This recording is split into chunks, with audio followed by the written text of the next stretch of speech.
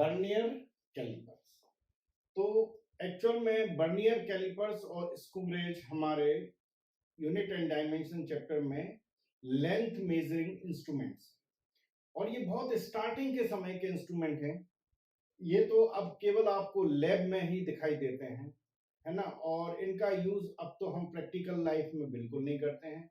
लेकिन ये शुरुआत के इंस्ट्रूमेंट हैं जो फिजिक्स पर बेस्ड थे, और we can measure the short length with these instrument. देखिए, मिलीमीटर तक तो हम स्केल से नाप सकते हैं, लेकिन मिलीमीटर से भी पतली चीज को नापना है, बारीक चीज को नापना है, तो फिर हमारे पास क्या डिवाइस है। तो ये एक तरीका बनाया गया, इससे आप मिलीमीटर से भी छोटा पार्ट तक कैलकुलेशन या लेंथ को मेजर कर सकते हैं बर्नियर कैलिपर्स और स्क्रू गेज में। तो ये तो क्लियर हो गया आपको कि what is the use of vernier calipers and screw gauge. Okay, vernier calipers में ये दो पार्ट आपको दिख रहे हैं, ये जॉज कहलाते हैं, हिंदी में हम बोलते हैं जबड़े। तो जॉज क्या होते हैं? जॉज मतलब जो किसी भी ऑब्जेक्ट को क्या करते हैं, टाइटली रिजिडली पकड़ के रखते हैं, फिक्स करके रखते हैं। तो जॉज का काम है, इसमें अगर आप कोई भी लेंथ मेजर करना है किसी भी चीज की, बहुत छोटे वैल्यू तक लेंथ मेजर करना है, कोई आपको स्फीयर का डायमीटर मेजर करना है, रेडियस मेजर करना है, तो आपको इस जॉ में उसको टाइटली रिजिडली हमें फिक्स करना पड़ेगा। ये ऊपर जो आपको स्क्रू दिख रहा है, ये उसको टाइट करने के लिए होता है, जॉ को टाइट करने के लिए एक स्क्रू रहता है। अब रीडिंग के लिए यहाँ दो स्केल आपको दिख रहे हैं।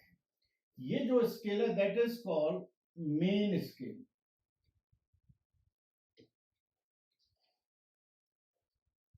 मेन स्केल जो है वो सेंटीमीटर में, उसके जो पैटर्न है 0 1 2 3 4 जो रीडिंग्स है वो जनरली सेंटीमीटर में होती है। ठीक है, क्योंकि हमें छोटी चीज नापना है तो ऑब्वियसली सेंटीमीटर मिलीमीटर पे जाना पड़ेगा। सो ये this is what main scale. इसके अलावा आपको एक यहां पर भी कुछ लाइंस खींची हुई दिख रही होंगी, and that is called vernier scale.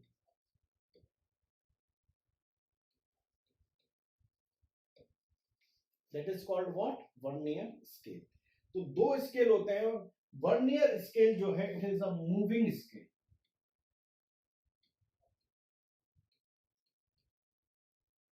ये मोशन करता है, ये चल सकता है। कैसे चल सकता है मैं आपको बता देता हूं। ये आप चाहें तो इसको ऐसे मूव कर सकते हैं, ये इस पर मूव कर सकते हैं। मेटल के फ्रेम का होता है और ये इस पर ऐसे मूव कर सकते हैं। ठीक, तो vernier scale is a moving scale. अब सबसे पहले आपको एक्सपेरिमेंट करते समय इन जॉस को बिल्कुल टाइटली रिजिडली फिक्स करना है, कोई भी ऑब्जेक्ट नहीं रखना है, और इसमें जीरो एरर मेजर करना पड़ता है। Then there is no zero error. Clear? तो स्टेप वन, सबसे पहले एक्सपेरिमेंट करते समय आपको ये करना पड़ता है, आप इसको रिजिडली टाइट कर लें और देखें कि इसका जो जीरो है, वर्नियर स्केल का जो जीरो है ये, और मेन स्केल का जीरो है, वो एक दूसरे पर कोइंसाइड करना चाहिए। तो हम कहते हैं कि जीरो एरर नहीं है, मतलब इंस्ट्रूमेंट बहुत अच्छा है। लेकिन सपोज ये कोइंसाइड नहीं करते, वर्नियर स्केल का जो है वो मेन स्केल के पीछे या आगे रह सकता है, तब ये जीरो एरर होता है, and it may B positively और नेगेटिव। इसको नेगेटिव और पॉजिटिव साइन से हम रिप्रेजेंट करते हैं। तो क्लियर हो गया? अगर आइडियल इंस्ट्रूमेंट है तो जीरो एरर नहीं होगा, हम तो यही मान के चल रहे हैं कि जीरो एरर नहीं होगा। लेकिन अगर जीरो एरर है then it may be positive और नेगेटिव।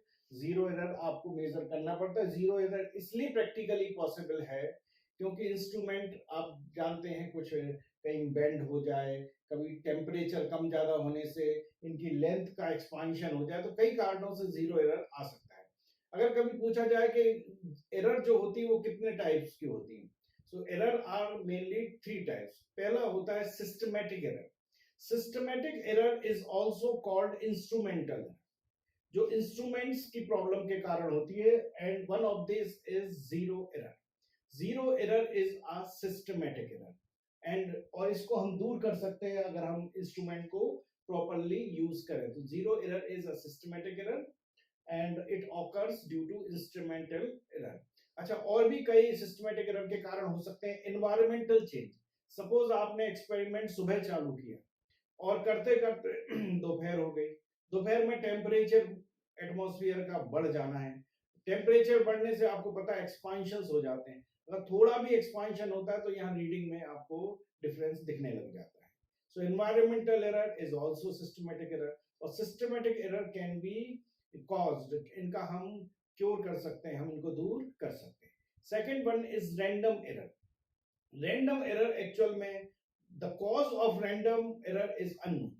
मतलब आप एक्सपेरिमेंट कर रहे हैं और अचानक एरर आ गई, आपको पता भी नहीं चलेगा और एरर आ जाएगी. अब एरर आने का कई कारण हो जाते हैं कि आप रीडिंग लेते समय थोड़ी सी आप लापरवाही कर दें, लेवलिंग प्रॉपर ना करें, टेम्परेचर चेंज हो जाए. बहुत सारे ऐसे कॉज होते हैं जिनका हमें पता ही नहीं चलता, एरर क्रिएट हो जाती है. Those types of error are called random error. And third one is called gross error. Gross error is the total of instrumental plus random error. Actual में एरर हमेशा ऐड होती है, चाहे किसी भी कारण से एरर आए, एरर हमेशा ऐड होती है, ये बात ध्यान रखना है. And that is called gross error. So what is the type of zero error? तो आप कहेंगे zero error is a systematic error. Okay, तो आपने जीरो एरर नोट कर ली. अब अगर वर्नियर कैलिपर्स का स्केल पीछे जाए तो मैं बता दूं ये पॉजिटिव एरर है, और वर्नियर स्केल का अगर आगे चला जाए तो हम इसे बोलते हैं नेगेटिव एरर. तो पॉजिटिव नेगेटिव जीरो एरर देखना है, लेकिन आइडियली अभी हमारे पास कोई भी एरर नहीं है. आप देख सकते हैं जीरो दोनों का एग्जैक्ट कोइंसाइड कर रहा है. फिर अगली बात जो ऑब्जर्व करने की है वो ये है कि वर्नियर स्केल के 10 पार्ट्स है ना, आप काउंट कर सकते हैं 1 2 3 4 5 6 7 8 9 10, और मेन स्केल के भी 10 पार्ट. तो पार्ट्स तो दोनों के 10 हैं, लेकिन दोनों के स्केल की लेंथ बराबर नहीं. आप देख पा रहे हैं कि वर्नियर स्केल शॉर्ट है और मेन स्केल बड़ा है, 0 और 1 सेंटीमीटर बड़ा है, और ये केवल और केवल 0.9 सेंटीमीटर. वर्नियर स्केल की लेंथ 0.9 सेंटीमीटर है, और वहीं क्या है, मेन स्केल की लेंथ 1 सेंटीमीटर. अब इसका मतलब ये है कि अगर हम 1 सेंटीमीटर में टोटल पार्ट्स देखें तो वो 10 है और इसमें भी 10 है, लेकिन इनका एक पार्ट जो लास्ट पार्ट है वो कोइंसाइड कर रहा है, and that last part coincide with 9th part of main scale. 9th part of main scale, इसका 10th पार्ट वर्नियर स्केल का 9th पार्ट मेन स्केल से कोइंसाइड. तो अगर मैं कहूं कि बताइए इन दोनों की लेंथ क्या कौन सी बराबर होगी, तो आप ऐसे बोलोगे कि 10 parts of vernier scale coincide with 9 parts of main scale. इसका मतलब है मेन स्केल में हमेशा जब कोइंसाइड होगा, और ये पॉइंट हमें ढूंढना पड़ता है कि कहां एक दूसरे को कोइंसाइड करते हैं, वो सबसे इंपॉर्टेंट ऑब्जर्वेशन होता है ड्यूरिंग एक्सपेरिमेंट. ये आपको बहुत अच्छे से विजुलाइज करना पड़ता है. तो ये 9th पार्ट पर कोइंसाइड कर रहा है, तो इसके 9th पार्ट की 9 डिवीजन की length, 9 division of main scale, इसकी जो लेंथ है कैसे निकालेंगे, 9 इंटू लेंथ ऑफ 1 डिवीजन. ये जो लेंथ है total 9 into length of 1 division is equals to 10 into length of 1 division of vernier scale. ये दोनों लेंथ बराबर होगी. 9 डिवीजन किसके लेना है, मेन स्केल के, और 10 डिवीजन किसके लेना है, वर्नियर स्केल के, और फिर इनकी लेंथ का आपस में मल्टीप्लाई करना. तो आपको ये दोनों लेंथ इक्वल होंगी, और यहीं से आपको स्टार्टिंग मिलेगी एक term that is called least count. Now what is least count? Actually least count is the minimum distance which can be measured by an instrument. कोई भी इंस्ट्रूमेंट सबसे कम जो डिस्टेंस को मेजर कर सकता है, that is called least count. अच्छा, ऐसा कोई रूल नहीं है कि वर्नियर स्केल के 10 पार्ट्स हो सकता है इसके 20 पार्ट्स है ना, ये भी पॉसिबल है 20 पार्ट्स हो. इसके में भी आपने और छोटा मेजर करना है तो आप ज्यादा पार्ट्स करेंगे तो ज्यादा लीस्ट काउंट आएगा और ज्यादा छोटी लेंथ को आप मेजर कर पाते. तो ये तो एक आइडियल है 10 और 10 पार्ट्स के वर्नियर स्केल का। ओके, तो हम लीस्ट काउंट को क्लियर समझ चुके हैं। अब मैं इसको आपको मैथमेटिकली आपको बताने जा रहा हूं। ओके,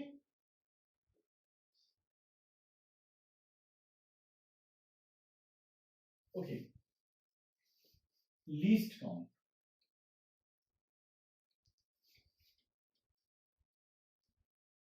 शॉर्टकट में हम इसको एलसी लिखेंगे। तो मैं पहले ही डेफिनेशन बता चुका हूं, अब मैं इसको कैलकुलेट करने का भी तरीका बताऊंगा। पहले एक बार डेफिनेशन लिख लेना चाहिए। The minimum distance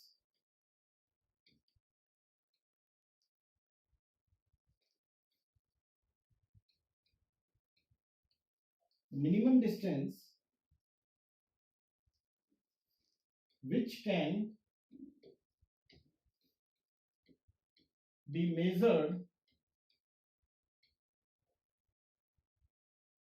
by instrument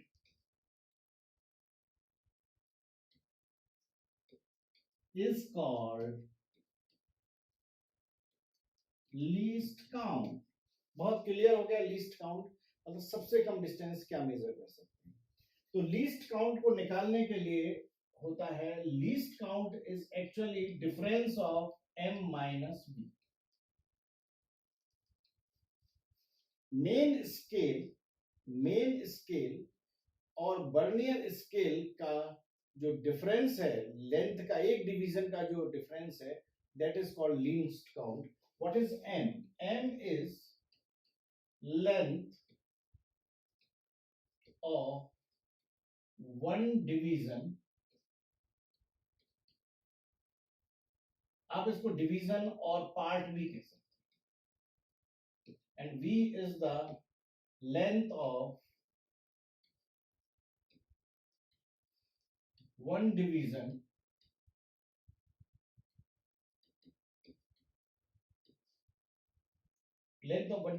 और पार्ट ऑफ मेन स्केल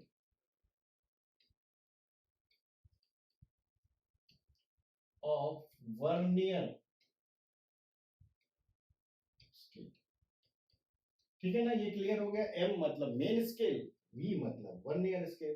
तो इन दोनों का जो गैप है वो गैप ही सबसे छोटी डिस्टेंस होती है जो हम इससे मेजर कर पाते हैं।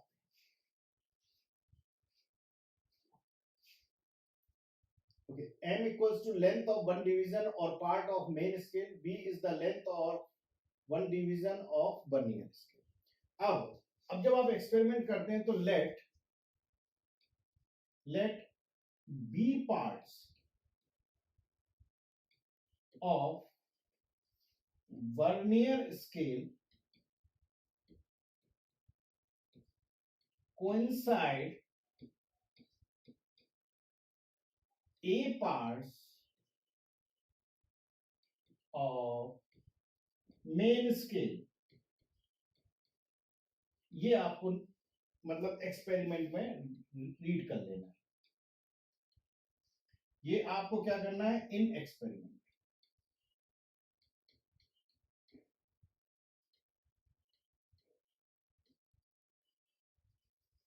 B parts of vernier scale coincide with A parts, ये ए है और ये बी है, ऑफ मेन स्केल। ये आपको देखना है, ऑब्जर्व करना है। अच्छा बताइए कि कौन से पार्ट्स ज्यादा होंगे। हमेशा मेन स्केल का पार्ट हमेशा कम होगा और वर्नियर स्केल का ज्यादा होगा। इसका मतलब आप अच्छे से जानते हैं कि A is not equals to B। A is not equals to B, ये हमेशा ध्यान रखना। A is not equals to B। Vernier scale का जो पार्ट होता है जनरली वो हमेशा A से ज्यादा। ये ऑब्जेक्टिव बन सकता है, इसलिए मैंने आपको बताया। तो आपने एक्सपेरिमेंट किया और आपने ये देख लिया कि जब जॉस कनेक्टेड हैं then B parts of vernier scale, B for vernier scale and A for main scale coincide. Now we are going to find least count.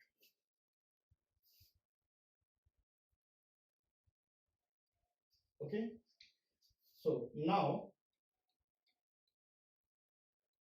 least count will be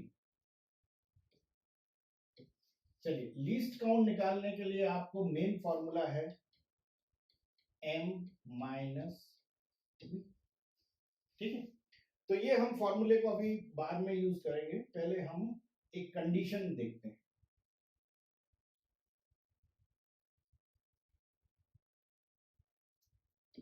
वो कंडीशन ये है कि a parts of main scale और m क्या है, m is the length of one division, इतनी distance हमें लिखना है तो a इंटू m कर देंगे, m is length of one division and a is the total parts, so a into m is equals to b into v। जब आप उसके जीरो कोइंसाइड करते हैं, ये कब की बात कर रहा हूं, when zero of both scale coincide. Clear. इस समय मैं पहली शुरुआत में बता चुका था कि जो 10 पार्ट्स है वर्नियर स्केल के, उसकी जो लेंथ है वो 9 पार्ट्स जो मेन स्केल है उसकी लेंथ के बराबर होगी। तो हमने वही किया है, a into capital M, b into v, a is the parts of main scale, suppose 9 parts, m is the length of one division, same b मतलब 10 parts of vernier scale and v is the length of one division. और ये हम इसको mathematically ऐसा लिख सकते हैं। And now we will find what b, b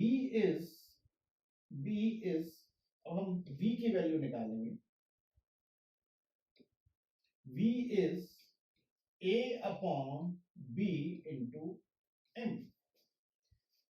now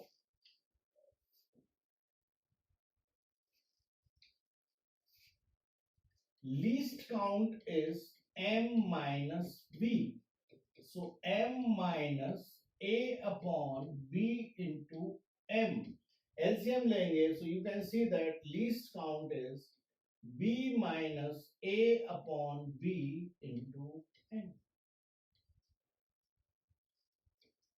ये लीस्ट काउंट का फॉर्मूला है। मैं आपसे कहूं तो ये ट्रिक फॉर्मूला है।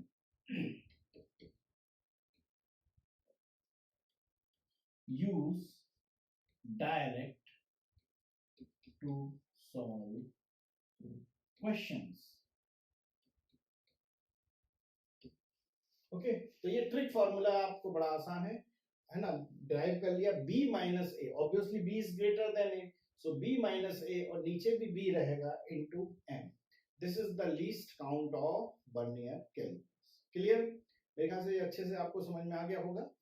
अब हमें किसी ऑब्जेक्ट की लेंथ नापना है तो वो कैसे नापेंगे, तो अगले स्टेप पर जा रहे हैं हम। ये हमने पहला स्टेप कंप्लीट कर दिया। Now next step is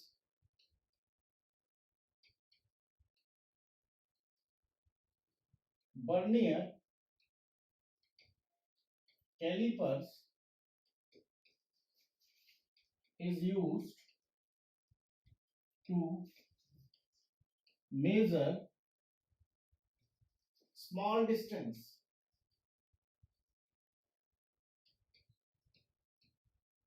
or length of objects। ठीक है, तो कैसे मेजर करते हैं। Now length of object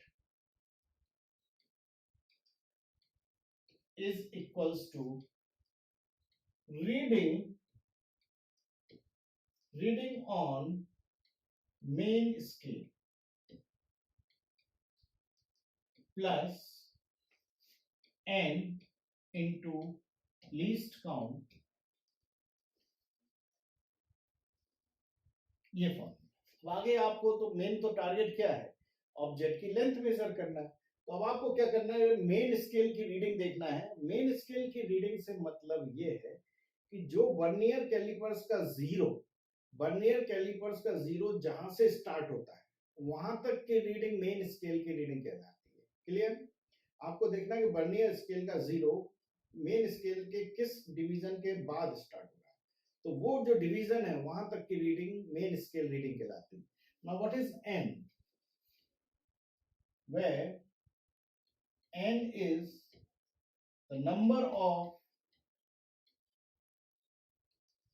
part where vernier scale number of parts of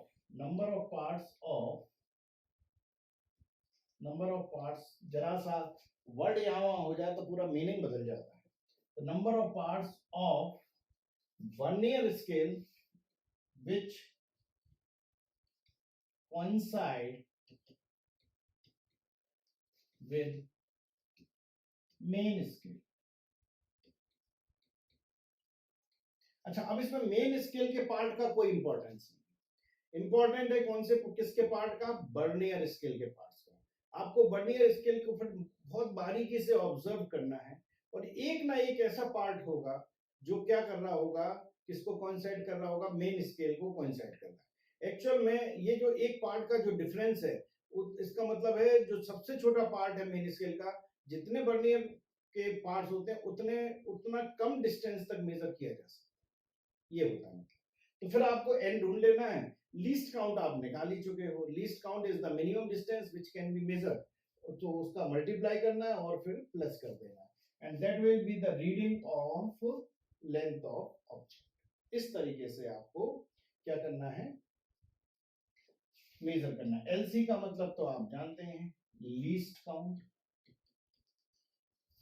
ये अच्छा, लीस्ट काउंट आपको एक्सपेरिमेंट के पहले निकालना पड़ती है, इसलिए इसका फॉर्मूला b माइनस ए अपॉन बी इंटू एन से. ओके, तो ये हो गया आपका ऑब्जेक्ट का. अब हम इसके आगे बढ़ते हैं.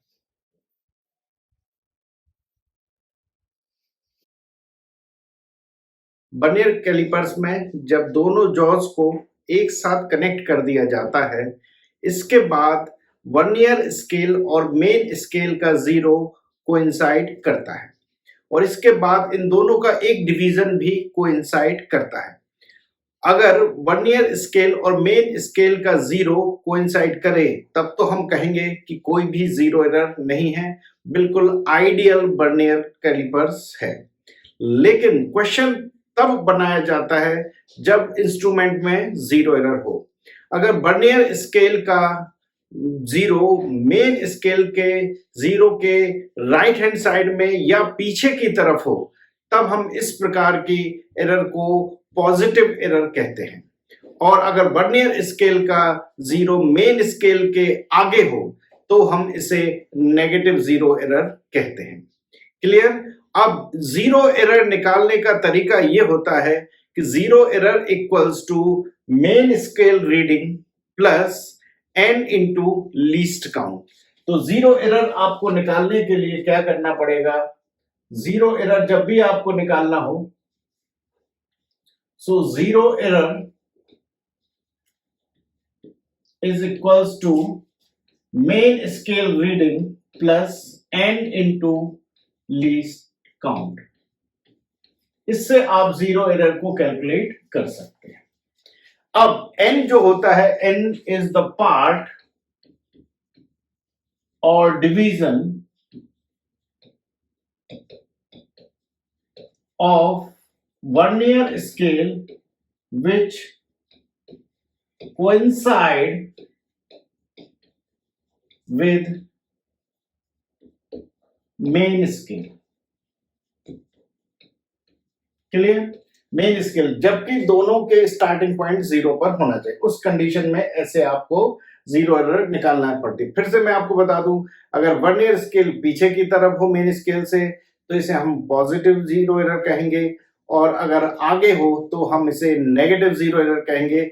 अच्छा, और जब हम किसी ऑब्जेक्ट की लेंथ को कैलकुलेट करते हैं तो हमेशा टोटल रीडिंग में माइनस साइन के साथ जीरो एरर यूज करें, और जीरो एरर को विद साइन ही हमें रखना पड़ता है. So net reading of object will be observed reading, जो कि हम नेचुरली निकालते हैं, और फिर आपको इसमें माइनस करना है zero error with sign. Okay, तो जीरो एरर जब आपको क्वेश्चन में दी जाए तो कैलकुलेशंस कैसे करना है इसके तरीके आपको क्लियर हो गए होंगे। अब एक हम क्वेश्चन करते हैं और इस न्यूमेरिकल में हम जीरो एरर फाइंड करते हैं।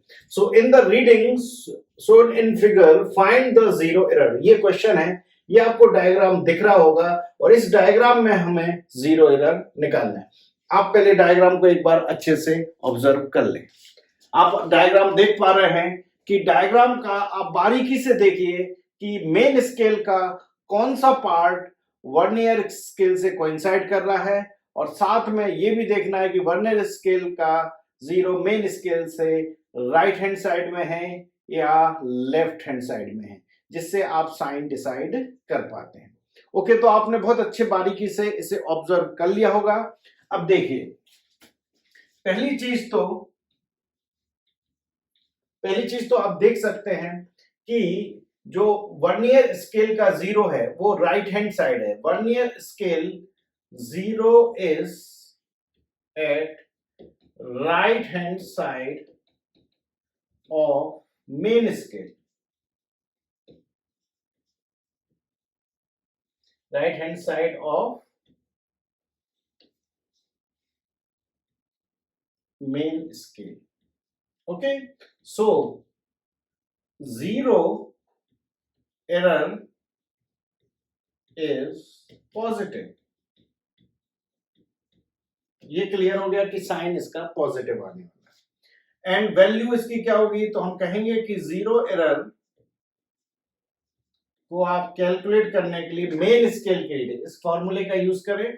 तो मेन स्केल की रीडिंग है जीरो, आप प्लस साइन लगाएंगे number of part of vernier scale which coincide with main scale. तो आप इसमें देख सकते हैं, बहुत बारीकी से देखना पड़ता है। और ये वाला जो पार्ट है, ये वाला पार्ट मैं कहूंगा कि ये n बराबर 3 है। तो n equals to 3, 1 2 3, third part of vernier scale is coinciding with the main scale, तो हम n को लिखेंगे 3। अब लीस्ट काउंट की बात करें तो आप अच्छे से जानते हैं लीस्ट काउंट इक्वल्स टू होगा, इसमें टोटल एक पार्ट जो है वो 1 मिलीमीटर का है और फिर 10 पार्ट है वर्नियर स्केल के। सो 1/10 मतलब 0.01 इसका लीस्ट काउंट होगा। So it will be plus 0.03 centimetre, 0.03 centimetre. So third option is the correct answer. Okay, तो बहुत बारीकी से आपको आंसर क्लियर लगाना पड़ता है। 0.03 भी हो सकता था, -0.03। तो आप बहुत अच्छे से जानते हैं कि अगर ये वर्नियर स्केल का जीरो मेन स्केल से आगे है तो इस प्रकार के जीरो एरर को नेगेटिव कंसीडर करते हैं। अब ये भी आगे मैं फिर से बता रहा हूं कि अगर आपसे कहे कि बताइए और लेंथ ऑफ ऑब्जेक्ट क्या होगी, तो आप जब यहां माइनस रखेंगे तो एक्चुअल में जो ऑब्जेक्ट की लेंथ है वो ऑब्जर्व लेंथ से इतना वैल्यू कम होकर मिलेगी, क्योंकि जीरो एरर पॉजिटिव है। वहीं अगर जीरो एरर नेगेटिव होता तो माइनस माइनस मिलकर प्लस हो जाता और ये अमाउंट या ये मैग्नीट्यूड से लेंथ आपको ऑब्जेक्ट की ज्यादा मिलती। तो जीरो एरर बहुत इंपॉर्टेंट टर्म है वर्नियर कैलिपर्स के मेजरमेंट से रिलेटेड। ओके,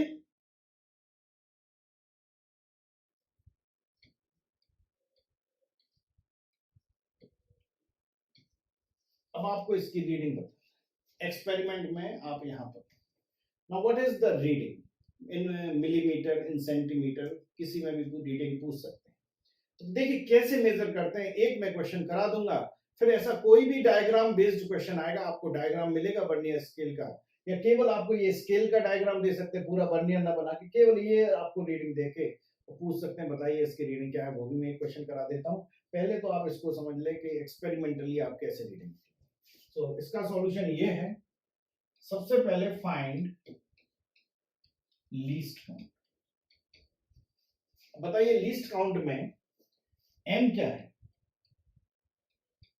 लीस्ट काउंट में m इज व्हाट 1 मिलीमीटर और 0.1 सेंटीमीटर। स्टेप्स आप ध्यान रखिए, लीस्ट काउंट का मतलब कैपिटल M मतलब देखिए 1 सेंटीमीटर, 1 सेंटीमीटर का एक डिवीजन जो है वो 1 मिलीमीटर कहलाएगा।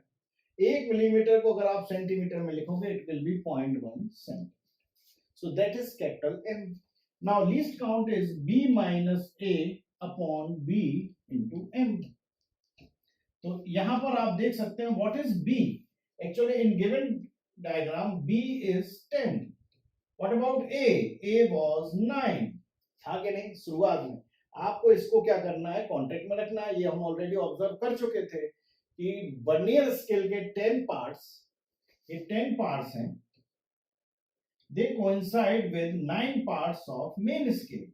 Okay, so 10 minus 9 upon 10 into 0.1, बताइए कितना हो जाएगा ये 0.01। यूनिट का फिर ध्यान रखना, इट इज 0.01 सेंटीमीटर। तो पहले तो आपको इंस्ट्रूमेंट का लीस्ट काउंट निकाल लेना। ये भी अपने आप में ही क्वेश्चन है कि इस डायग्राम का लीस्ट काउंट। तो लीस्ट काउंट के लिए आपको ए बी पता होना चाहिए और आपने निकाल लिया। Step 1 clear. Now length of object, इसका एक बार फॉर्मूला लिख लें पूरा। लेंथ ऑफ ऑब्जेक्ट है रीडिंग ऑफ मेन स्केल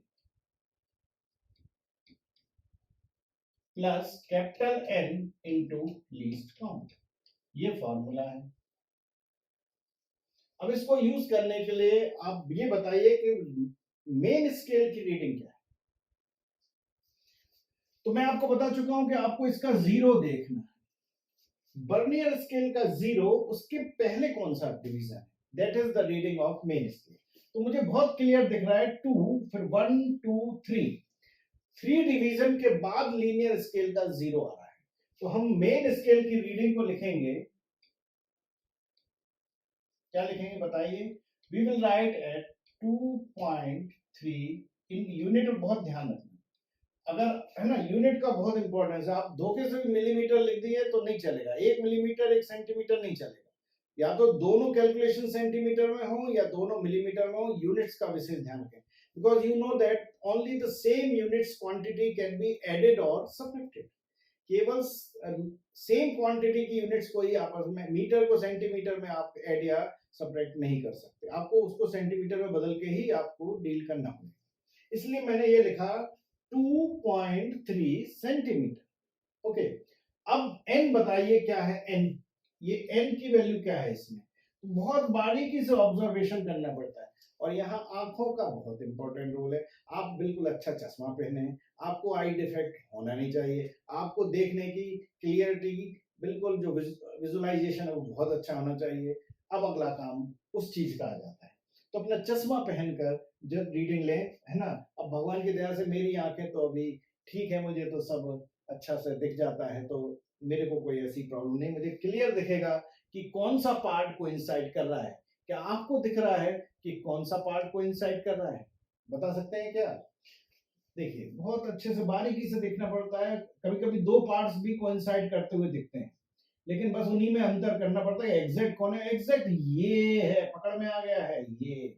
ये जो दिख रहा है ना, ये इसके ऊपर ये वाला, तो ये काउंट करते हैं अपन, है ना। ये वाला पार्ट देखिए मुझे एग्जैक्ट कोइंसाइड करते हुए दिख रहा है। 1 2 3 4, ये 4th नंबर का जो पार्ट है ये मिला मुझे कोइंसाइड, है ना। तो n बराबर हो गया 4। ओके, तो हम लिखेंगे +4 इंटू लीस्ट काउंट सेंटीमीटर में रखना बहुत जरूरी है। Okay, so what is the final answer. Now length is ये हो गया 0.04, सो 2.34 centimetre. This is what. Okay, तो मेरे ख्याल से अब आपको इसकी लेंथ मेजर करना भी अच्छे से आ गया होगा कि एक्सपेरिमेंट से कैसे हम लेंथ को मेजर करते हैं। अच्छा, अब इसी क्वेश्चन में मैं इतना बोल दूं कि जीरो एरर इज, वो भी लिखा देता हूं। In our question, if zero error is minus 0.04 centimeter, then length of object will be. अच्छा, जीरो एरर का मतलब आप समझ गए ना, ये इस कंडीशन में जीरो एरर है. Now answer will be length. देखिए सारी रीडिंग वैसे ही करना था, आपको 2.34 में माइनस करना है -0.04. फिर ध्यान रखना यहाँ सेंटीमीटर का होना जरूरी है और ये भी सेंटीमीटर में. अगर आप इस चीज का याद ध्यान नहीं रखेंगे कई बार यहाँ गलतियां हो जाती हैं. बहुत सिंपल है लेकिन बस ये यूनिट्स का ध्यान रखना है. So what is the length? Length will be, ये और ऐड होने वाला है, so it will be 2.38 centimetre. ये आपका आंसर. बात आ गई समझ में आपको? ओके, अब मैं और क्वेश्चंस आपको कराता हूं जिससे आपकी और पकड़ आने वाली है.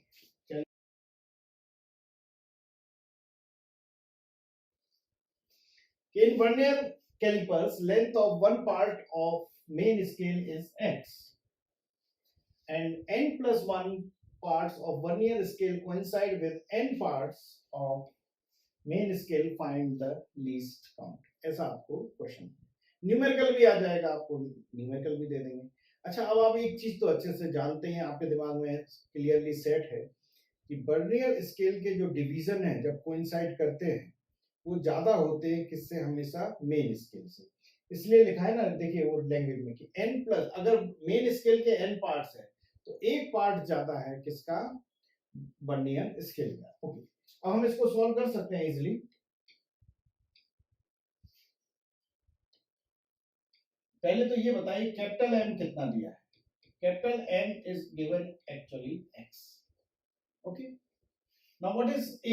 A is the parts of main scale. और main scale के parts हैं n. Now what about B? That is n plus 1. So least count is B minus A upon B into M. Direct use करो, मैं आपको पहले ही बता चुका हूं. अब इसकी शुरू से थोड़ी ना हम इसको ड्राइव करेंगे, हम डायरेक्ट आंसर लिखना चाहेंगे कम बगैर गलती किए हुए.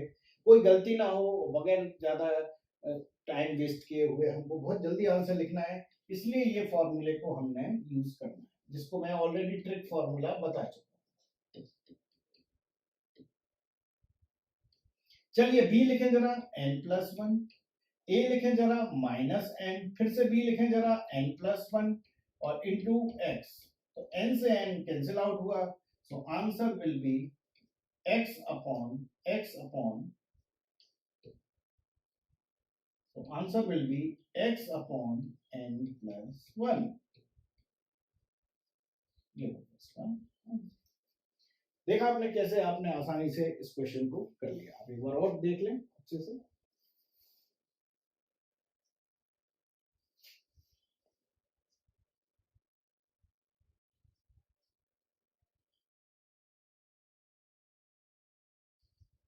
फिर से मैं एक बार रीड करता हूं question. In vernier calipers length of one division of main scale is x, and if n parts of vernier scale coincide with n minus 1 parts of main scale, then least count of vernier scale. जब आप ध्यान से theory को समझ जाते हैं तब तो आपको क्वेश्चन का अंतर भी समझ में आता है. अगर आप थ्योरी ध्यान से नहीं समझेंगे तो इसके पहले वाले और इस क्वेश्चन का आप अंतर भी नहीं समझ पाएंगे. अगर आंसर रट के जाएंगे तो फिर कुछ भी लगाने लगेंगे.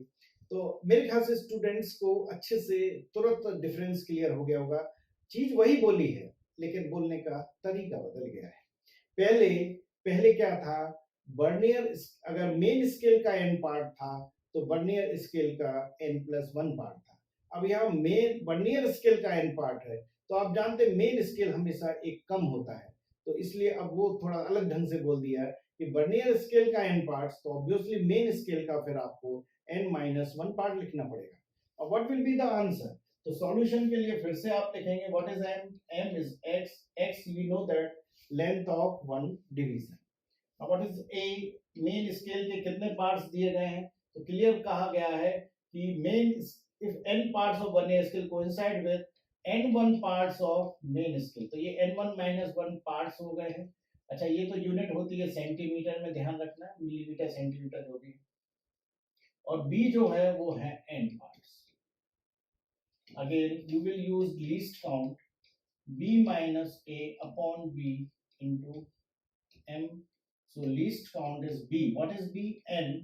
a को माइनस करोगे तो माइनस n, ये माइनस माइनस प्लस 1 हो जाएगा। यहाँ थोड़ी सी जल्दबाजी नहीं करना है, मैथमेटिक्स को बिल्कुल सही लगाना है।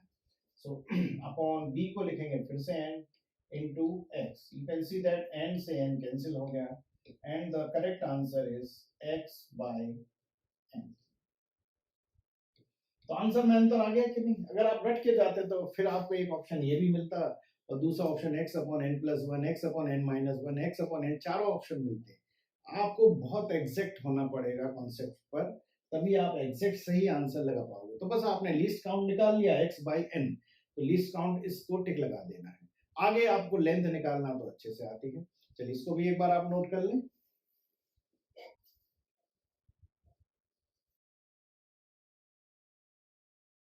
वर्नियर कैलिपर्स, ये वही क्वेश्चन को हमने अब न्यूमेरिकल फॉर्म में दे दिया। तो बस अब आपको ढंग से पढ़ना है। इन vernier scale, main scale is given in centimetre, and 19th part लिख दिया मैंने, इसको पार्ट लिख दिया, and 19th part of main scale coincide with 20th part of vernier scale, find the least count। मतलब वो सबसे मिनिमम डिस्टेंस बताओ which can be measured by vernier scale। अच्छा, ये सब कब किया जाता है? जब 0 से 0 coincide, है ना? So you can solve easily। बताइए जरा m कितना होगा? It will be 1 millimeter, that is 0.1 centimeter। ये आपको खुद अपने दिमाग से लिखना है। अब क्लियर तो लिख रहा है क्वेश्चन कि मेन स्केल सेंटीमीटर में प्रिंटेड है, तो बताइए सेंटीमीटर में तो ऑब्वियसली 10 पार्ट्स में डिवाइड होता है, और एक पार्ट कितना होगा उसका? 1 मिलीमीटर। इससे छोटा तो आप कर सेंटीमीटर स्केल पे करते ही नहीं है। तो कैपिटल एम आपको क्वेश्चन में इनडायरेक्टली गिवन है, ओके, दैट इज 1 मिलीमीटर और 0.1 सेंटीमीटर। ये आपको मेन स्केल की रीडिंग आ गई। अब वर्नियर स्केल उस मेन स्केल का जो सबसे छोटा पार्ट है उसके भी पार्ट्स करता है। तो इसके लिए आपको क्वेश्चन में दिया कि ए जो है, मतलब जो zero, there is no zero error, जो कंबाइंड है, और जो ए है इस केस में ए क्या है देखें आप, 19 है, और जो बी है वो हमेशा ज्यादा होता है, that is 20 parts. So 19 parts of main scale, 20 parts of vernier scale, इससे कोइंसाइड कर गया है। So least count is b minus a upon b into m।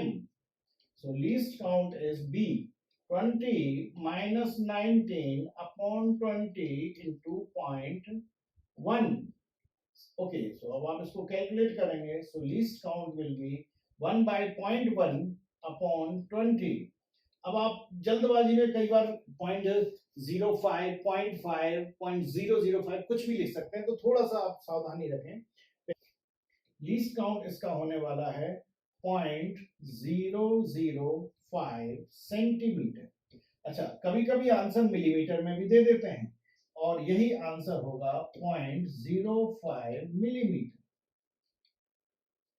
अब चेक कर सकते हैं इसको। ये सब कुछ सेंटीमीटर में कैलकुलेट किया है। किसमें किया है कि calculate? Centimetre. So 0.1 by 20, 0.1 by 20 will be 0.005 centimetre और 0.05 मिलीमीटर। इसको नोट कर लें। बताइए जरा, क्लियर हुआ ये?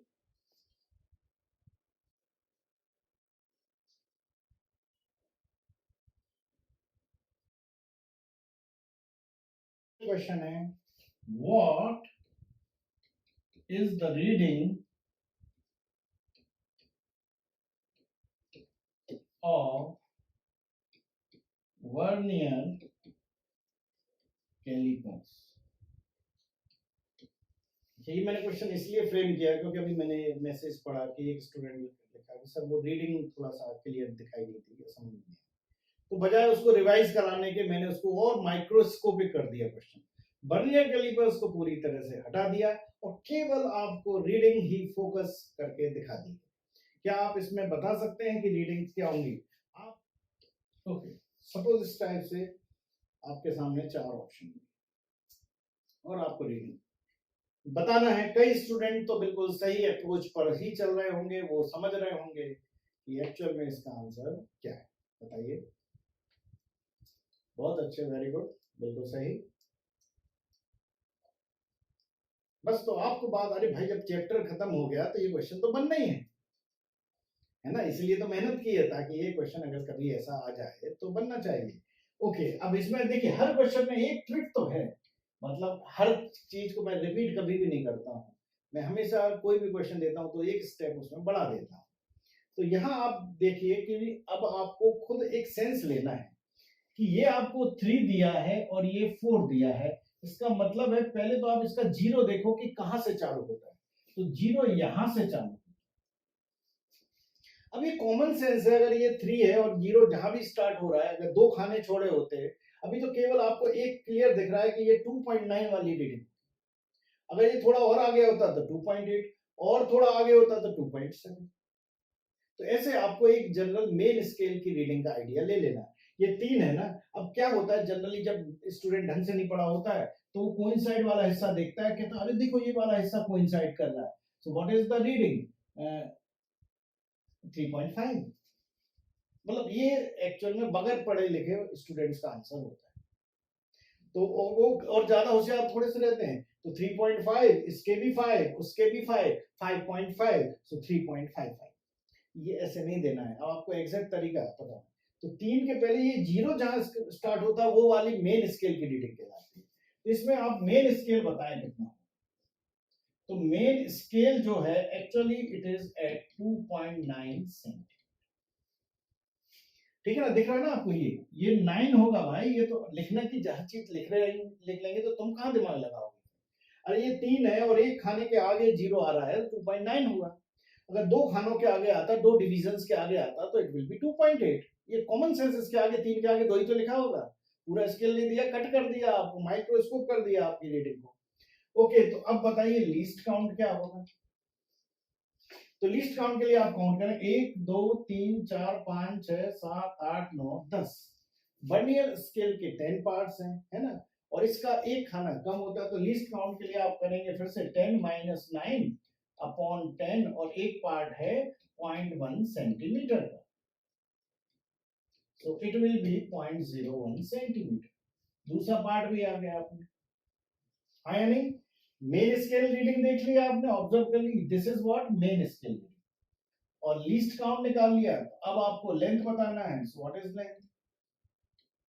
अब मैं डायरेक्ट लिख देता हूं, मेन स्केल रीडिंग 2.9 प्लस कितने पार्ट्स कोइंसाइड कर रहे हैं, तो ये, तो आपको वर्नियर कैलिपर्स के पार्ट्स काउंट करना है, ना कि मेन स्केल। ओके, क्या है, बस ये आपको बहुत ध्यान से देखना पड़ता है, ये वाला जो पार्ट है, दिस पार्ट कोइंसाइड, ये आपको बहुत बारीकी से कैलकुलेट करना है। 1 2 3 4, तो n इक्वल्स टू एक्चुअल में 4 है। फोर्थ पार्ट कोइंसाइड कर रहा है, फिफ्थ पार्ट कोइंसाइड नहीं कर रहा है, तो हम लिखेंगे कितना, n इक्वल्स टू 4 और लीस्ट काउंट लिखेंगे 0.01। So length will be 2.94 centimetre, और इस प्रकार से आप सेकंड ऑप्शन लगा। फिफ्थ पार्ट को इंसाइड करता तो 2.95 आ जाता है ना, इसी प्रकार से कोई भी आंसर, लेकिन ये 3.5 या 3.55 ये तो किसी भी तरह से आंसर नहीं देना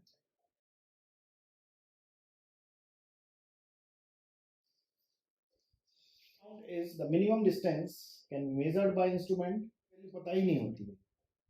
मेन स्केल का तो पता होता है पार्ट कि वो 0.1 centimetre. This is the main or trick formula used to solve the numerical problems. The target क्या है? Now you can find the length of object. First you have to read the main scale reading. कि starting में instrument को जब हम Jos को tightly visit करते हैं तो जीरो एरर दिखती है। Least count is 0.01 centimetre. One part जो वन डिवीजन है 0.04 centimetre, the length of object will be. तो अगर इस तरीके से क्वेश्चन में, और one part of main scale is x, and n plus 1 part of vernier scale division is x length, but n parts of vernier scale is given in centimeter. In vernier calipers main scale centimeter में है. Answer 2.94 centimeter is correct option. Okay, तो मेरे ख्याल से आपको अच्छे से समझ में आ गया होगा. वर्नियर स्केल के आप एक्सपेरिमेंट मतलब चैंपियन बन गए होंगे. हाँ या नहीं जल्दी बताएं अपने कमेंट्स में. ओके, तो ये तो हो गया. अब मैं स्क्रू गेज आपको बताने जा रहा हूँ, लेकिन स्क्रू गेज बहुत छोटा है, बिल्कुल ज़्यादा टाइम